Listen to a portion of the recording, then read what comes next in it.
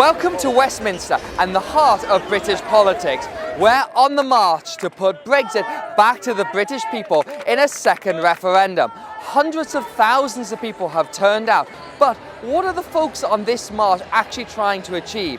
Because with just a few weeks to go until the UK is set to leave the EU, there's still not enough support in that place over there, the House of Commons, for MPs to change their mind. So let's go and find out what these people are hoping to achieve.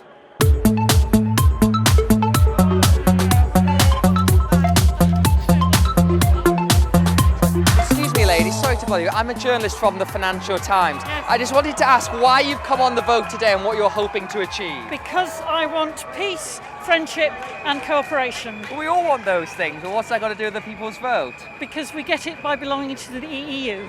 And how do you think we're actually going to get that referendum? Because we're due to leave in a couple of weeks anyway. Well, we'll get it by people force, and that's why we're out here today. So you think you can change the minds of MPs? We hope so. They've not listened so far. No, but they are beginning to consider other options. I want it for the future of my grandchildren.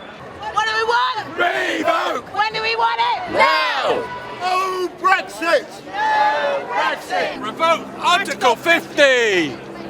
Actually, I'd rather like them to revoke Article 50. Do you think that's going to happen though? I'm quietly confident. Quietly confident and optimistic. Even though because MPs... if not, it's too depressing to contemplate. To stop Brexit. Yeah? Right. Simple as that. We don't want Brexit to happen.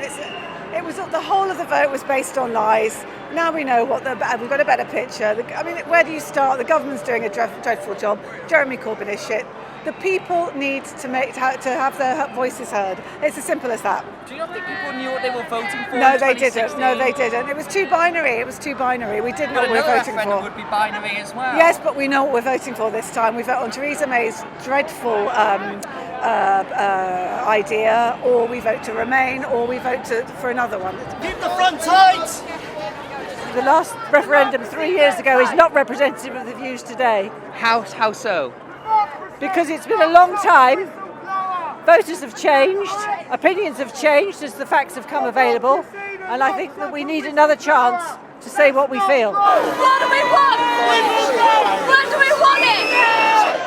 Hey, Theresa May, we demand a final say! The march has stopped in front of Downing Street right here, and as you can see, the protesters are trying to send a message to the Prime Minister. We're really angry at the mess Mrs May is making of this as well, and this is about the last It was straw. always going to be difficult though, you can't necessarily blame her for it all, do you not think? No, not entirely her party and the government as well. Yeah. But they've made a pretty terrible batch of it, haven't they? But how are you actually going to get that referendum? Because we're due to leave in a few weeks. Yeah. Well, hopefully in Parliament in the few days ahead. Okay. I mean, we can't go on as we are. It's ridiculous. I think it's the last avenue left to us to kind of show that everything is broken and that our Parliament is broken and that we just really need a better way. How confident are you of getting that second vote? Because we're due to leave in a couple of weeks. Don't know, but we're here. That's all we can do. How are you hoping to persuade the folks over there who don't seem very willing for a second referendum? It's a difficult thing. All we can do is apply public pressure and show that it is not a one-way street and that people do care about this and people very strongly want to remain.